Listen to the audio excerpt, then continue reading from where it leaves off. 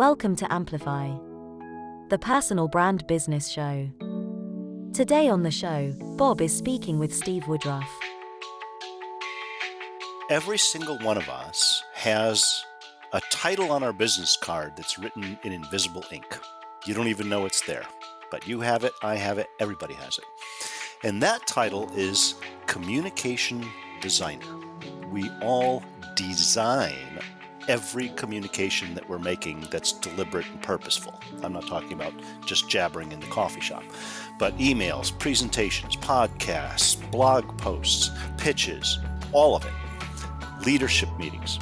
We're either going to be good communication designers or not good. Hi there and welcome back to the Personal Brand Business Show. My name is Bob Gentle and every week I speak with incredible people who share their secrets to building, marketing and monetizing their expertise and the mindset you need for your business to grow and thrive. If you're new to the show, then while you still have your device in your hand, to take a second to subscribe. That way you won't miss a single thing. So sales and marketing can be boiled down to one simple thing: clear communication. But as we all know, getting clear about clarity can be kind of unclear. So today, to help us get to the point, Steve Woodruff is joining us. Steve, welcome to the show. Bob, it's great to be here. Thanks for inviting me. So Steve, I often fall into the trap of diving straight into chatting about what people do. And I fail to let them have the opportunity to get clear about who they are, where they are, and what they do right at the beginning. I often stumble over it for a little while and then realize I need to go back and do that. So for the listener who's meeting you for the first time, can you maybe start by just telling us a little bit about who you are, where you are, and the kind of work you do? Sure. So I am a solopreneur, have been for 17 years, and I worked for a couple of 10-year periods with two small companies before that. Most of that has been in the healthcare and life sciences arena, as well as training and marketing. So I've had much business experience in hands-on selling, marketing, consulting, teaching. And during that time, Bob, as I worked with a lot of clients and I worked with a lot of individuals, it became clear to me, first of all, how crucial it was to have a good grasp of my strengths, who I am, and to get clarity around my makeup, my differentiation, because I worked with imposter syndrome for years being a salesperson, and I didn't really like sales at all. So in my mid-40s, I finally realized that my key word is consultant. I am a consultant. I like to figure stuff out, systematize it, fix things. And I found that growing realization of who I was and then why that should shape my professional direction to be incredibly liberating. So what I've done a lot of in the intervening years is work with individuals and small companies on their brand, on their identity, on their messaging, because I think it's about the most important thing you can have. To make any impact in a noisy marketplace, you've got to have a clear, focused message. But in the process, I also developed perspectives about clarity in general, all forms of communication, project management and leadership and marketing. So that led me to author a couple of books, one called Clarity Wins in 2018, and my new book, The Point, which is essentially a universal formula for clear communications that any person in any role can apply to become a great communicator. And so at this sort of late stage in my career, I'm basically relaunching. Somebody once called me the king of clarity, and I just loved that brand. And so I've adopted it, and that's who I am. And so if you need to think of what I call a memory dart, Steve Woodruff is the king of clarity. So I saw the word memory dart on your website earlier, and I was going to ask you about it. I've heard of memory hooks, but a dart is, I guess, much more directional. It's much more intentional. I really like that. Memory dart is my replacement for the often hated term elevator pitch. I hate that term. Nobody wants to talk in an elevator, and nobody wants to be pitched. But the idea of compressing your message into a few words or a short statement is incredibly valuable. And I call that a memory dart because people don't have a huge amount of capacity and bandwidth for a complicated message. We've got to get it across in seconds. And so any company, any brand, any individual, you want to distill your crucial message into memory darts that people will turn on quickly in their minds, and they'll remember you. Otherwise, if we sound like a commodity, we are a commodity. I think as well, as a species, we're designed to ignore similarity. And if what you do is kind of similar to the next guy, if you look kind of similar to the next guy, you will be ignored. Correct. And what's interesting, and you'll have experienced this all the time, is when you speak to a business owner or a corporation, it doesn't really matter. They know what makes them different. They passionately believe they're different, but they almost consistently fail to communicate that difference. And That's that correct. I difference actually is their advantage. I have a term for that. It's called just another syndrome. And so if you meet somebody and they say, I'm a banker, I'm a lawyer, I'm a real estate, in our minds, they are just another banker Yeah. until they're not, until they find a way to differentiate. And you're right. The human mind is a pattern matching machine. And if everything's the same, we just ignore it. It goes to the background. So one of our challenges is to articulate in a way that is easily received by others what it is that makes us not just another this or that. So I'm in danger of jumping straight into the weeds here, but I don't want to do that. I think I'd like to look first at how you go to market with your books and the frameworks that they embody. What does your business look like? I think that's the question I'm essentially asking. So the major business for me is delivering corporate workshops. Okay. The principles of the book and of clarity are completely universal to the point of being actually useful for 8 billion human beings. That's not a differentiating position, though. So much of my work is going into corporations. A lot of them have traditionally been in the life sciences, pharma, biotech, med devices, healthcare, and delivering workshops anywhere from an hour to a half day to a full day to multiple days. They can be virtual, they can be live.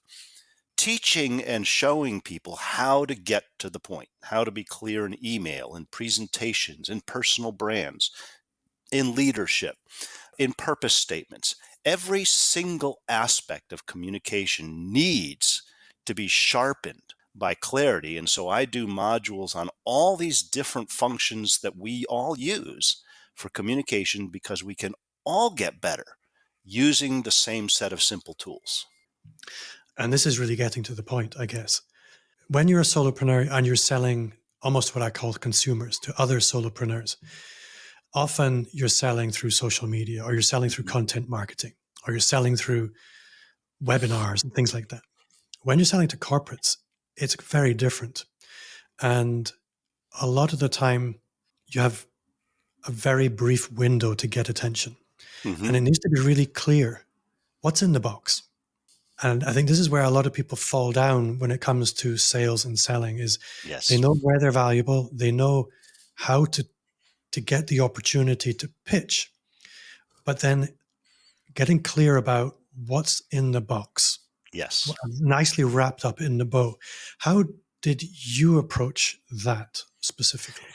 I think one of the biggest challenges in any kind of brand, in any kind of company positioning, is pruning the 5 things we could go to market with and settling on a lead offering in a lead message. It's really hard to do.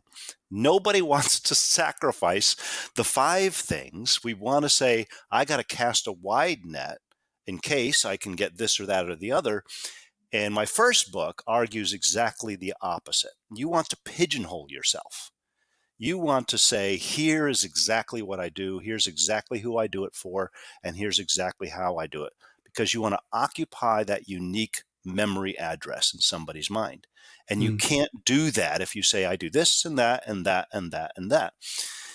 The same thing happens on LinkedIn and on resumes. People put too much information, too much variety, saying, gotta cast a wide net.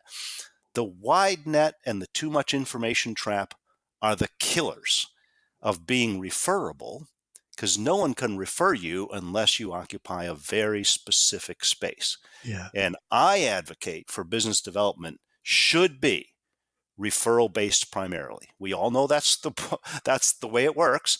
And the first book, Clarity Wins, it talks about get heard, get referred. Creating memory darts, distilling your message, simplifying, being narrowly focused is the key to gaining referrals. So if you came to me, Bob, and you said, hey, I'm a podcaster. I do podcasts about electric vehicles, windmills, oceanography, marketing, Romanian literature, and Mars. There's no way I know what to do with you. I wouldn't know who to refer in your direction. Your listeners wouldn't know what they're getting either. And Yeah. so that's a recipe for failure. You may have interest in all those things, but you got to settle on a lead message. So when you're going out to market, are you going out to market specifically to the corporate audience and then other stuff just gets picked up in the halo of that? Yeah, the way I approach it is every one of us can usually do a few things as a company or as an individual. So I can do a few things. There's some consulting I do. There's some career coaching I do. And I've had a hard time letting that messaging go. But what I've often told people is you got to keep things in your back pocket that are a distraction from your main message. Focus on the main message. And then if somebody says, oh, you know what, I could use it. Oh, well, by the way, I do that also. But if you take that by the way and you mix that up with your main message, you then become confusing. Yeah. So there are 3 or 4 different things I do, but I want people, and my rebranded website has, and I actually had to have an outside agency force me to be clear, force me to be focused, stop trying to do 3 things and just say workshops and keynotes, clear communications, get to the point. That's the thing. And I knew they were right because I've told so many people the same thing, but man, it was hard to let go. I bet. So when it comes to corporate workshops, I mean, your website is really clear. It's really clear what you do. It's nice and simple. It's one of the simplest and easiest to say yes to websites I've come across. So what's nice about that is I described what's in the box is really, really clear. So how do you join the line between the person that you think might have a need and the sales conversation? What's your clear process for that? My process developed over years is I can say something by indirect means, advertising, email, newsletters, 100 times, and it won't sink in. It doesn't matter. But I do know that in the process for me, if I can get someone on the phone for 15 or 20 minutes, it's game over. Yeah. That's what I need. So my process is not so much a sophisticated lead funnel as it is to have an incredibly simple message and to get somebody to talk to me.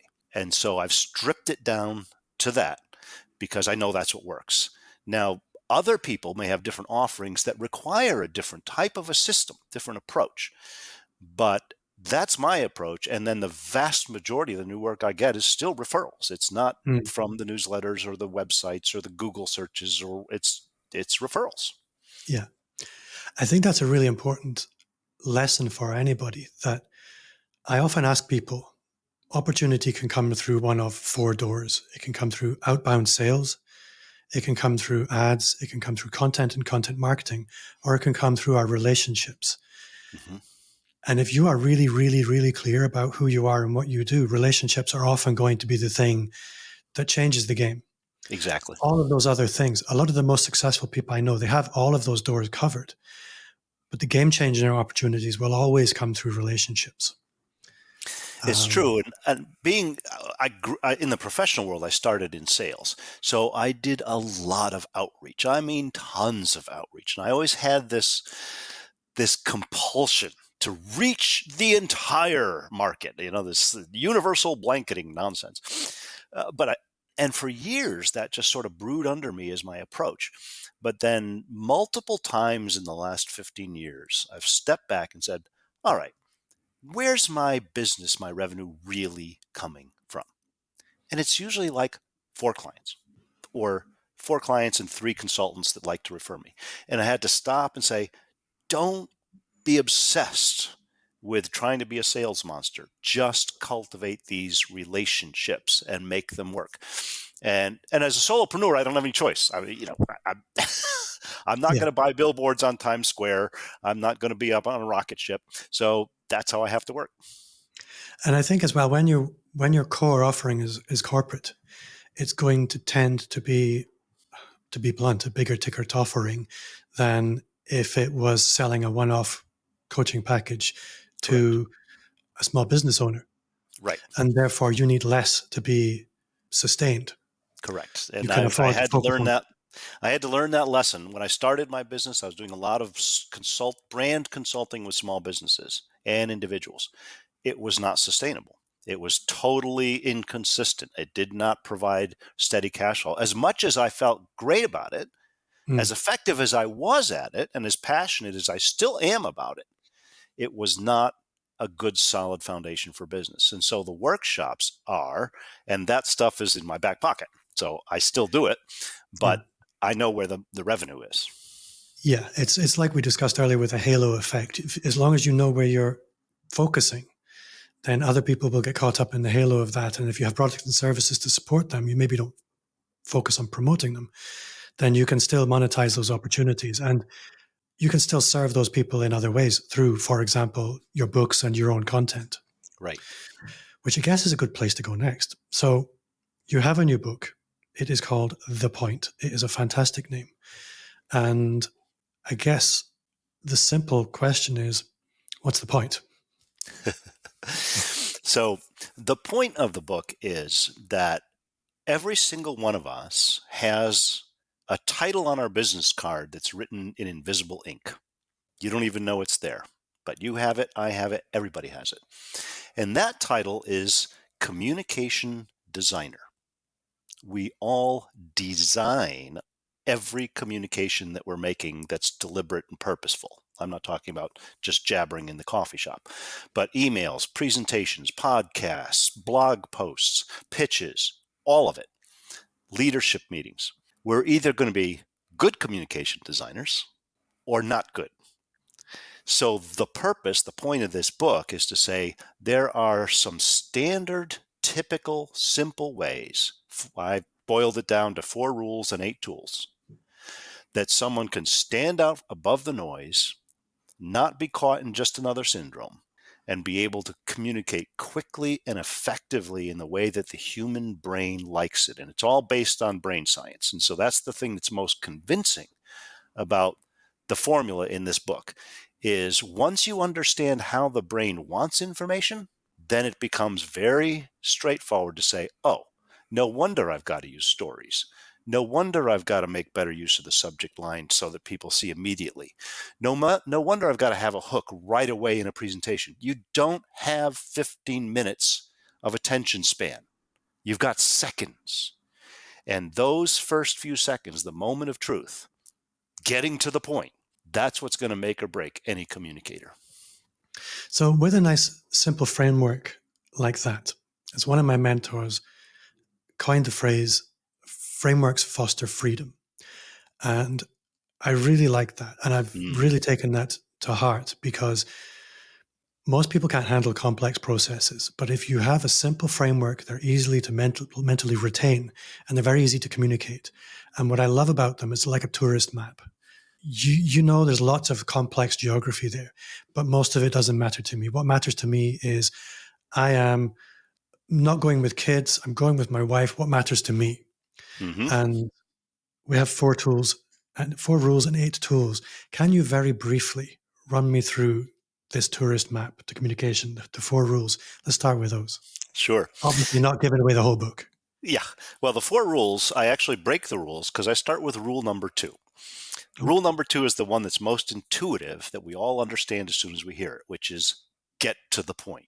We all have experienced the frustration of trying to deal with people who cannot get to the point. And then sometimes that's us, actually. So the reason why getting to the point is so important is that the human brain is processing 11 million bits of information per second from all 5 senses. And when you are focused on one person, one thing, that's a 60-bit information flow. So here's the mathematical neurobiological challenge we all have. I've got to win the 60-bit battle of focus against 11 million bits of competition. How in the world do I do that? Well, it's because the brain has something called the reticular activating system, the RAS. That's our key to the front door. The RAS is what takes all that stuff, pushes the vast majority of the background, and causes us to focus on what is most personally relevant right now. Or as salespeople would say, the what's in it for me. The key to gaining attention is to front load our communications with relevance, something interesting, new, and important that will grab attention and get people locked in. We don't have, as I mentioned, 15 minutes. We've got seconds or milliseconds, and maybe in the case of a presentation, 2 minutes. We don't have much time. People have known this forever. 30-second TV ads. I mean, the attention span issue is nothing new. I'm not talking about anything new. But the fact is, you have to understand what the brain's wanting, which is instant relevance. So we have to get to the point. That's rule 2. Rule 1 is a real simple derivative. You have to have a point. And many times people try to communicate. They haven't even articulated to themselves what the direction, what the purpose, what the point is. And so I describe in the book the process that I advocate, which is called the A to B shift, where people are thinking, feeling, and acting a certain way. And I want them, as a result of this communication, to think and act and feel a different way. What is that delta? What's that change? If I can articulate the shift, that is the point. Now I know where we're going. So you have to have a point, then you get to the point. The third rule is you got to get the point across, which means we have to arrive at shared meaning and understanding and memory. I can't just throw words at you and assume that we have the same definitions, the same ideas, the same experiences. That's not true. We all have a whole different set of things. So there are tools, and the 8 tools come into this category. How do you simplify information to make sure it turns the lights on in people's minds and gets it across? And then the fourth rule is, especially in business, but not only in business, we're looking to get on the same page. We want to arrive at shared meaning, alignment, understanding, action items, and it needs to be documented. You don't leave it floating up in the air. You actually have to write it down. The human brain wants summaries. So this very simple flow, using terms that we're all familiar with, have a point, get to the point, get it across, get on the same page, is a universal framework for anything, whether it's a quick email or whether it's a book or whether it's a podcast or whether it's a 30-second TV ad or a marketing campaign. That's how it works, because the brain wants what it wants the way it wants it. And once we have that framework in our heads, it then shapes the way we package or design the communication so that it's brain friendly. So I use that term brain friendly a lot, because the key to this is taking whatever the information you have, it may be a lot of it's valuable, you got to make it brain friendly to get it through. I think for me, this is so important. And I think everybody will recognize, particularly on social media, attention is so hard to gain. And then on the odd occasion when you have got it, it's like somebody threw you the ball as a kid. Well, what do I do with it now? They're just not ready for it. Right. And you see a few people who have almost instinctively discovered the kind of thing that you described there, and you see them really winning. Mm-hmm. And having a framework to systematically cultivate and convert attention is potentially really, really potent. And I can see, like you said, how that can be used in social, how it can be used in email. But in the wider sense, simply communicating the values of an organization and why it's different, it's really powerful. Yeah, one of the things that really burdens my heart is the number of companies that have not come up with clear purpose statements. And I don't mean just out of the box, generic jargon, vision, mission statements. I mean clear purpose statements that their employees can Yeah. rally around. And then, Bob, there is a really unexplored venue for so many things.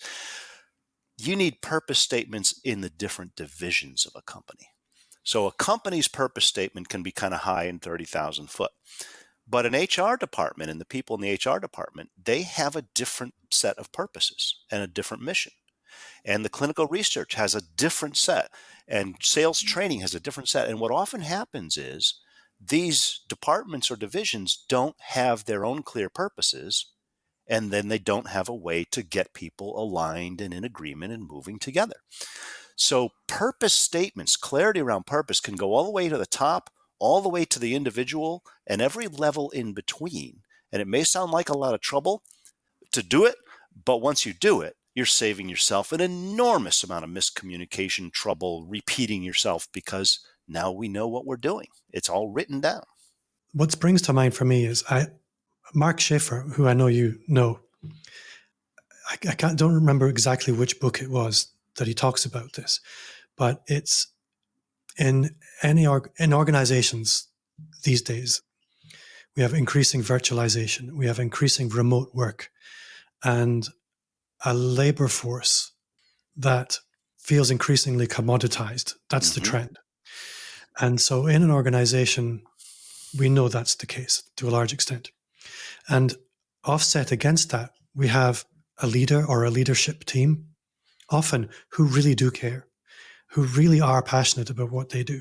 But it's this whole thing of, if a tree falls in the forest and nobody heard it, does it exist?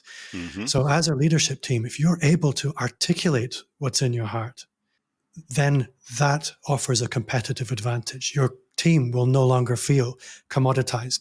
They will like you. They will go out and bat for you. They will know why they're getting up in the morning. Right. That is so powerful. It is. And I aim a lot of what I'm doing at leaders, because it really is up to leaders to drive good communication practices and to demonstrate it, first of all. So if the leaders are great at distilling information, at giving clear summaries of information, at setting direction, then it can cascade up and down the organization.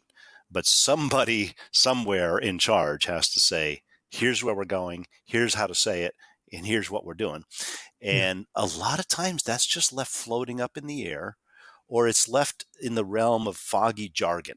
Oh, well, we're here to create verifiable business results that result blah, blah, blah, blah, blah. And it's like, yeah, you and 16,000 other companies, they're all saying the same thing.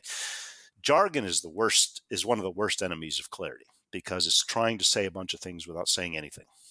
I think if I were to use an athletic analogy, on the one hand, we have, I don't want to name names here, but in some organizations, it just so happens that naturally charismatic people have risen to the top. And then it's quite natural and organic. But this is where an athletics analogy comes in. This whole thing of hard work wins hard work beats talent where talent doesn't work. You can train for charisma. And your framework there is essentially it's a shortcut to becoming a charismatic athlete, if you like. Yeah. That's a terrible analogy. But busy leaders don't have time for complex processes. They don't have time to learn how to be copywriters. They don't have time to learn how to be amazing speakers. But they do have time to quickly check a framework before they actually hit send on an email, or allow a newsletter to be published, or before they maybe do a town hall for their team. And I'm going to buy your book. It sounds really good. I don't say that to every guest. And I don't normally get the chance to read them first, so apologies for that. The analogy I often use is setting a GPS. So the job of the leader is to set the GPS, say, here is the direction we're going in. Now, if you adjust, course correct along the way, that's fine. But you've got to have a destination. You got to have a point B. And unless the people you're with know what the purpose, the results, or Stephen Covey would say, begin with the end in mind, unless we're making it clear what the purpose and direction is, people are not going to be motivated. And they're also going to make a lot of mistakes because they're not sure exactly what path they're supposed to be walking on. And then if the leaders don't make practical expectations clear on a day-to-day level, that's also a problem. Not only just paint the destination picture, but it be able to say, of the 7 things that your job description involves, Here are the three in order that are the most important. And of the 8 hours per day that you're spending, this is the kind of allocation of time I'm expecting you to do. A lot of times that's just left floating up there, and Yeah. people are trying to figure out and nobody's making it clear exactly how things are ordered.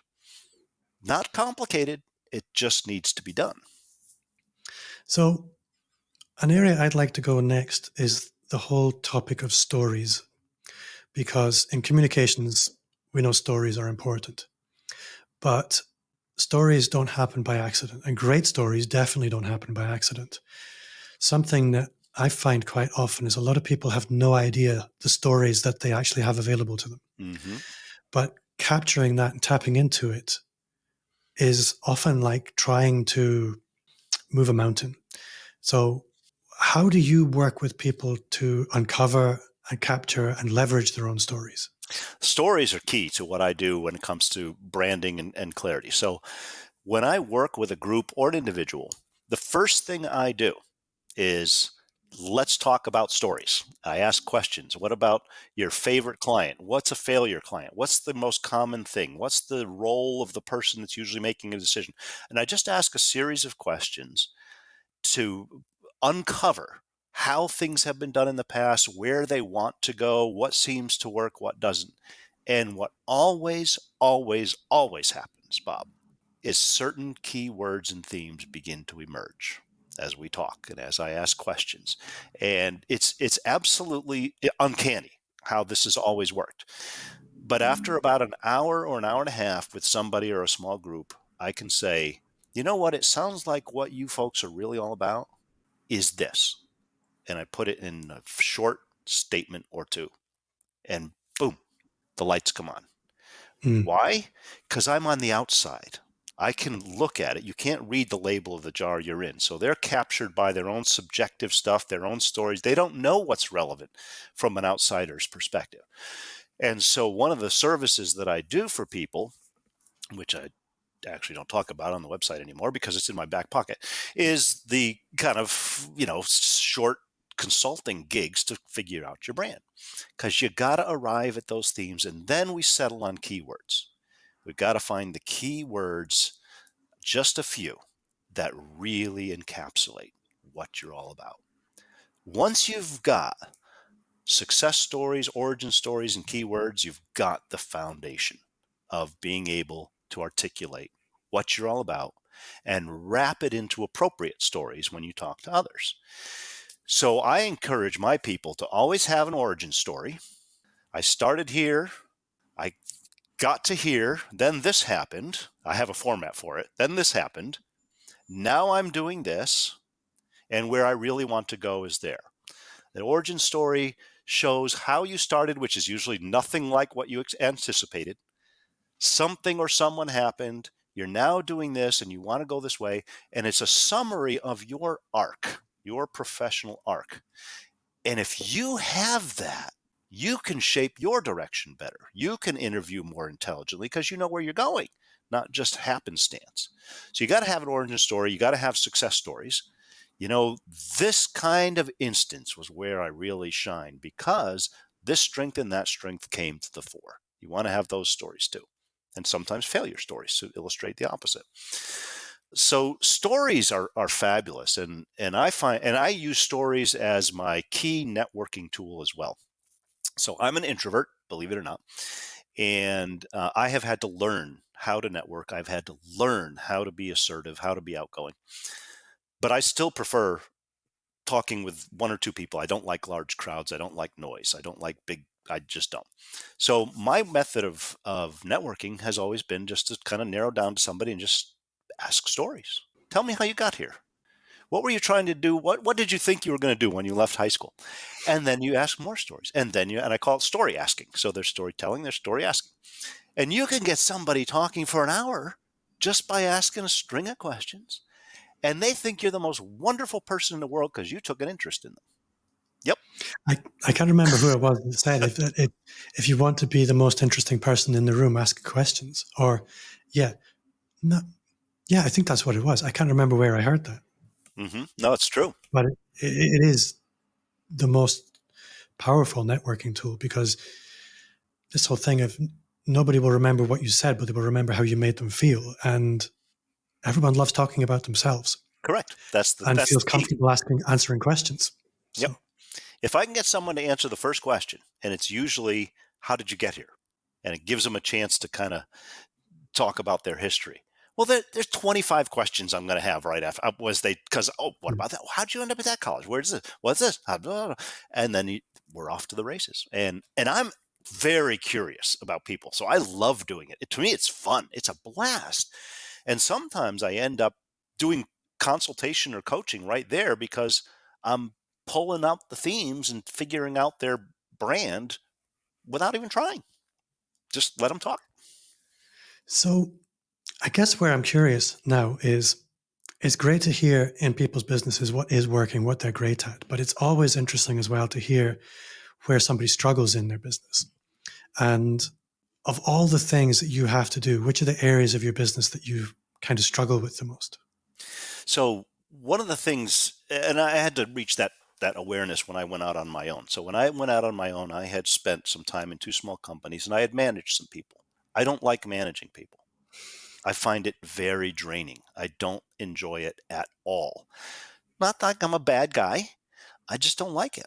So I determined that I would go out and stay, and I have for 17 years, a solopreneur, because that's my strongest skill. And I don't want to get involved in something that's going to suck me dry. Even if it could provide theoretically some short-term benefit, I'm just not going to do it. So when we get clarity around the things that we're really, really great at, the other side of that coin is we also get clarity around the things we're not great at. I am not great at automation. I am not great at numbers. I hate spreadsheets. I hate everything to do with accounting. I outsource all of it. I don't want to touch it. It's not like I'm stupid, but I've never liked math, and I find it infinitely draining to deal. I tried to deal with my books for like the first 3 or 4 months when I went into business. I said, forget this, man. This is awful. Let the people who are good deal with that. And so you have to learn where you can offload and be most effective. It sounds like we have a lot in common there. I wish I'd learned that I don't like managing people a lot earlier. But yeah, I'm right there with you. I'm very happy just being me and not having to tell people, not telling people what to do. Yeah. Well, I brought up I 5 just don't. kids. My wife and I have 5 boys, or 5 young men now. And I loved being a parent. I wanted to be a parent of 5. And yet I found, especially as they got older, I found the managing of the household, the managing of the kids, to be very tiring. And so it was and I love, we have a great relationship with our kids and they're all doing great, but it was a huge relief to me when they finally got self-sufficient and I didn't have to be constantly thinking about every single thing with them, because I'm just not built that way, but other people are, and that's okay. That's good. So Steve, we've been talking for a little while, and I'm very aware of the time. I don't want to take up too much of your time, and I feel we could probably go on for another hour, and at some point we probably should. But I will bring this to a close by asking you the same question I try to remember to ask every guest, and that's, what's one thing you do now that you wish you'd started 5 years ago? The one thing I don't do now that I wish I'd started was something we mentioned earlier, and that was to practice what I'm preaching and get really narrow about what I was offering. I floundered around trying to do multiple things, and I got distracted. I got distracted when social media came on the scene. I thought, wow, I'm going to get social media and marketing are going to be my big thing. I got distracted by branding, and it, some of that's just evolution. I mean, you get through a process and you realize, okay, this isn't for me, or this isn't my strong suit, or nobody's going to, I love this thing, but it's not. So I wish I had become more and more aware of where the real revenue opportunities were 5 years ago and just settled, as opposed to floundering for as long as I did and experimenting. for as long as I did. And what I've done recently, which is a real accomplishment, is like everybody else, I'm fascinated with all this AI stuff. I do not have the time and energy to deal with that right now. I know it's important. I know it's a big deal. I know it's fascinating. And if I try to jump into that thing, I will drown. So I am just staying away from it for the time being, as much as it's pulling at me to say, nope, I do workshops on communications. I help humans be better, and I'll deal with machines and algorithms when I have leisure, but I just can't do it right now. Just can't. That's a really good answer. And if people want to connect with you and they want to go deeper with you, where can they do that? So my website, stevewoodruff.com, is the place to see who I am and what I do. I'm also very active on LinkedIn. So I have a newsletter on LinkedIn. I share a lot of information on LinkedIn. I've built a very broad network over time. And then Amazon is a great place to order. The first book is self-published, so it's only on Amazon. The second book is through Morgan James Publishers, so it's available on other outlets as well. But so Clarity Wins and The Point are both available for people to get. And that's pretty much it. If you forget all that and you say, well, just Google King of Clarity, then you'll find all that stuff. Steve, thank you very much for your time today. You have been a great guest. I've enjoyed it a lot. I've got so much to think about now. Hopefully the listener at home has as well. Thank you so much for your time. Bob, thank you so much. So that does bring us to the end of another episode. Thank you to you for listening. And if you did enjoy the show, then I would gently encourage you to leave a 5-star review. That's 5, 1, 2, 3, 4, and 5, wherever you listen to podcasts. And if you did enjoy the show, then you will love the Personal Brand Business Roadmap. It's everything you need to start, scale, or fix your expert business. It's 50 pages, 100% free as a gift from me. And you'll find it at amplifyme.agency/roadmap. Thanks again, Steve, for your time. Thanks for you at home for listening, and I'll see you next week. All right.